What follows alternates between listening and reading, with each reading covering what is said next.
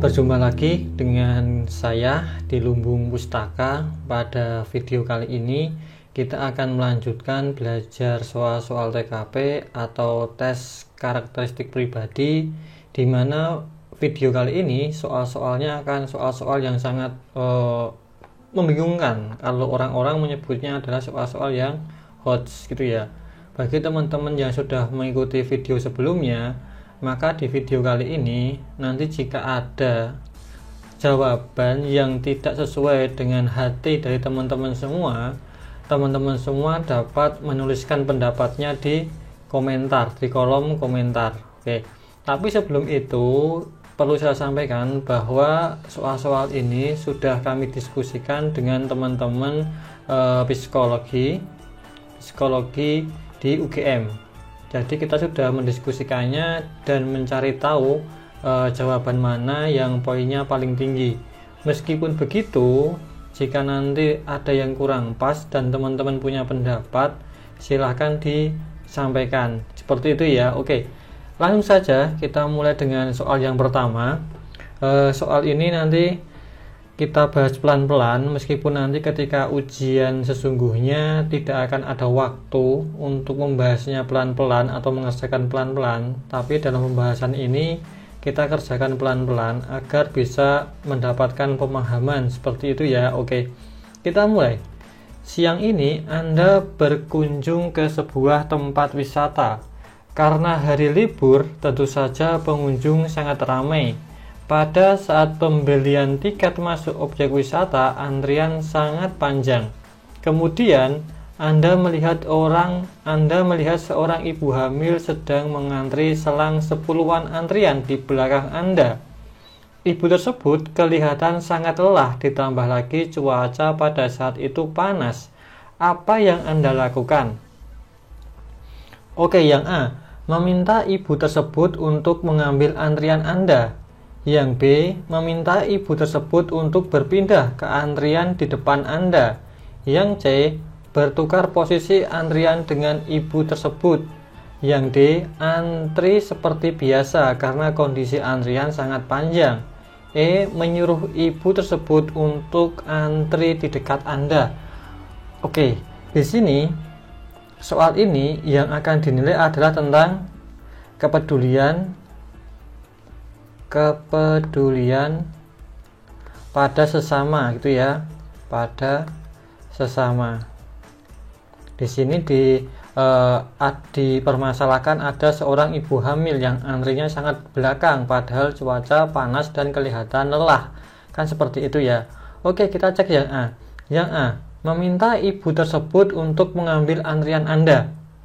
Oke, di sini kalau kita melihat sekilas ini nilainya positif karena memberikan antrian Anda. Tetapi kalau kita cermati, berarti Anda akan mengulang antrian dari belakang lagi. Dari belakang. Bahkan yang paling belakang. Sehingga ini ada plusnya juga ada minusnya. Oke. Yang B, meminta ibu tersebut untuk berpindah ke antrian di depan Anda. Nah, ini negatif. Kenapa coba? Karena tujuannya baik, yaitu meminta ibu itu di depan Anda. Tetapi bayangkan dengan orang lain. Orang lain, bagaimana orang lain akan setuju dengan hal itu? Gitu loh. Kalau kita ingin membantu orang lain, kita juga harus menunjukkan usahanya. Kalau ini kita tidak berusaha, hanya memindahkannya di depan Anda, itu akan menimbulkan protes. Oke. Yang C, bertukar posisi antrian dengan ibu tersebut. Nah, ini bagus ya, ini positif. Berarti kita tidak merugikan orang lain karena kita hanya bertukar posisi. Kalau yang D, antri seperti biasa karena kondisi antrian sangat panjang. Ini jelas negatif ya, karena kita tidak dapat menyelesaikan masalah, yaitu masalahnya si ibu yang kepanasan padahal dia sedang hamil. Lalu yang E, menyuruh ibu tersebut antri di dekat Anda. Nah, ini juga negatif. Antri di dekat Anda itu maksudnya apa itu loh? Ini kan berarti dia akan menyerobot bot, dia akan menyerobot antrian. Seperti ini. Nanti orang-orang juga akan protes. Sehingga jawaban yang paling aman itu adalah yang C, yaitu bertukar posisi dengan ibu tersebut. Oke, seperti itu. Kami ulangi lagi ya. Jika nanti teman-teman semua merasa bahwa jawaban ini atau di soal-soal berikutnya nanti kurang sesuai dengan pendapat teman-teman,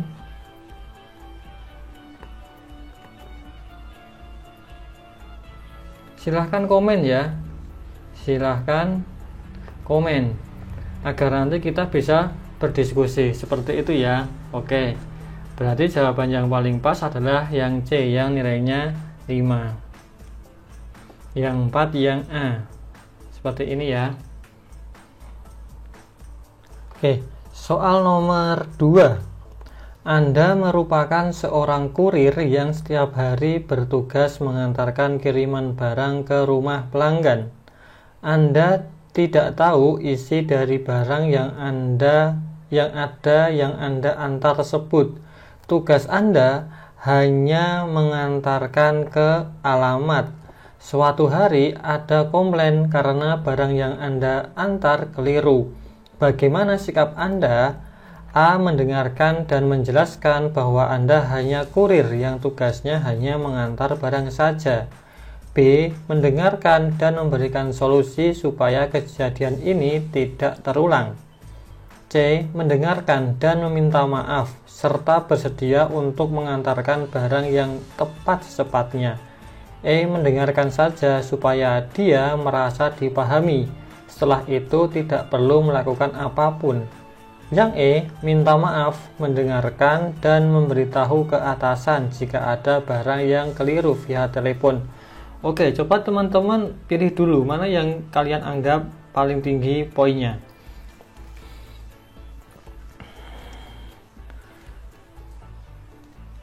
Oke, sudah. Oke, kita bahas pelan-pelan. Di sini itu ada seorang kurir, ya, dia kurir. Tugasnya itu hanya mengantar barang, tidak kurang, tidak lebih. Lalu dia dihadapkan dengan seorang pelanggan yang protes. Begitu ya, pelanggan ini protes. Ada pelanggan protes. Berarti yang akan dinilai dari soal ini adalah tentang pelayanan. Pelayanan dan penyelesaian masalah. Penyelesaian masalah ini yang akan dinilai. Masalahnya adalah seorang pelanggan komplain, entah apa yang dikomplainkan tidak tahu, begitu ya. Oke, yang A, mendengarkan dan menjelaskan bahwa Anda hanya kurir yang tugasnya hanya mengantar barang saja. Ini positif dalam artian dia mengikuti prosedur, tetapi ada negatifnya, yaitu masalahnya tidak terpecahkan. Komplain dari pelanggan itu tidak akan selesai dengan jawaban seperti ini, akan tetap gantung seperti itu ya, tidak ditemukan jawaban. Kita pindah yang B, mendengarkan dan memberikan solusi supaya kejadian ini tidak terulang. Oke, benar, memberikan solusi itu bagus sekali memberikan solusi, tapi ingat posisi dia itu hanya seorang kurir yang tugasnya hanyalah mengantar saja, tanpa kita ketahui komplainnya itu apa, itu ya, apakah salah barang atau salah alamat, kan kita nggak tahu. Jadi memberikan solusi di sini ini kurang pas karena posisinya dia hanya seorang kurir. Yang C, mendengarkan dan meminta maaf serta bersedia untuk mengantarkan barang yang tepat secepatnya. Nah, ini mendengarkan dan meminta maaf juga positif, iya kan? Lalu juga bersedia untuk mengantarkan barang yang sepatnya. Tapi masalahnya gini, dia kembali lagi, dia hanya seorang kurir saja, dia hanya mengantar. Boleh jadi ini ada miskomunikasi antara pelanggan dengan bagian yang pengepakan atau bagian yang menuliskan alamat. atau mungkin ada yang lainnya, kita nggak tahu gitu ya. Jadi ini kita berikan tanda negatif karena belum tentu barangnya juga salah. Di soal tidak dijelaskan, hanya keliru saja ya. Keliru itu keliru gimana? Kita nggak tahu. Yang D, mendengarkan saja supaya dia merasa dipahami. Setelah itu tidak perlu melakukan apapun. Ini ada positifnya juga, hanya mendengarkan saja, tidak mau berdebat, tapi masalahnya nggak akan selesai. Ada negatifnya. Nah, kita dihadapkan dengan jawaban yang banyak bagusnya. Ada positifnya, B, C, D ada positifnya. Yang E pun saya kira juga akan sama ya. Minta maaf, mendengarkan, dan memberitahu ke atasan Anda jika ada barang yang keliru via telepon. Nah, ini pertama dia minta maaf, sehingga ini nilainya positif sebagai seorang pelayan, seorang kurir. Lalu dia memberitahu ke atasan bahwa ada barang yang keliru via telepon. Nah, ini juga positif nilainya. Kenapa? Karena dengan ini maka masalah itu akan terpecahkan. Bagaimana tindakan selanjutnya, yaitu menunggu arahan. Kenapa begini? Karena ya dia tadi hanya seorang kurir saja. Dia tugasnya hanya mengirimkan, tidak tahu yang lainnya, tidak tahu siapa yang menuliskan alamat, tidak tahu apa isi barangnya, sehingga menelpon atasan ini yang paling tepat untuk mencari kesalahannya ada di mana. Seperti itu ya. Jadi nilai yang paling bagus itu yang E, ini yang poinnya 5. Yang nilainya 4, 3, dan 2 ini ya nanti akan berbeda pendapat dengan teman-teman gitu ya. Sekali lagi, kalau teman-teman merasa ada yang kurang pas, silahkan komen saja, kita bisa berdiskusi membahas soal-soal TKP seperti itu.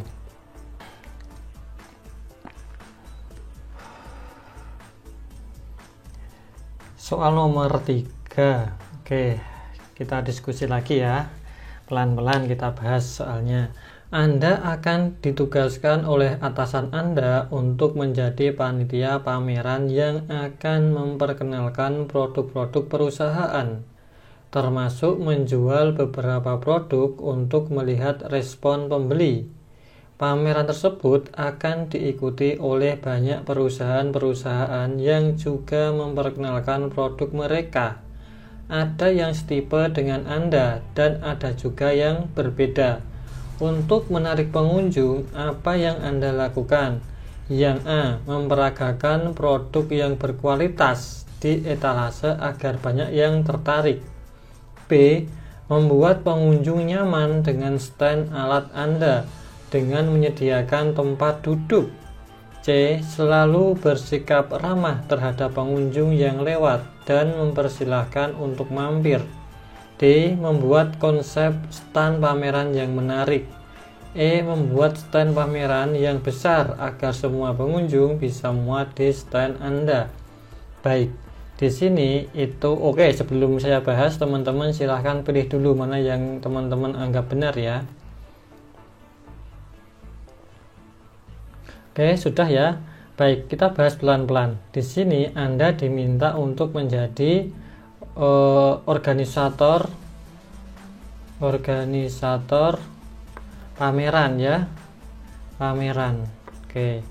Di sini aspek yang dinilai adalah tentang inovasi dan kreativitas. Ini yang dinilai. Oke, kita cek. Yang A, memperagakan produk yang berkualitas di etalase agar banyak yang tertarik. Kata memperagakan itu berarti kan mendemokan. Jika ini didemokan setiap saat, ini pasti tenaganya akan butuh banyak. Belum lagi nanti alatnya juga akan cepat rusak atau cepat panas atau cepat bagaimanapun tetap tidak baik karena digunakan setiap saat, dan ini juga tidak menyimbolkan tentang kreativitas ataupun inovasi. Berarti ini kita berikan tanda negatif. Yang namanya peragaan ini yang paling pas adalah saat presentasi di depan klien, di depan klien yang sudah pasti ya. Kalau ini kan belum pasti ada orangnya. Yang B, membuat pengunjung nyaman dengan stand alat Anda dengan menyediakan tempat duduk, ya kan, menyediakan tempat duduk, menyediakan kursi. Ini sangat negatif ya, karena ini kan hal yang wajar, hal yang umum, ada kursinya untuk duduk, bukan hal yang inovatif, ya kan, tidak inovatif. Oke, juga tidak kreatif. Oke. Yang C,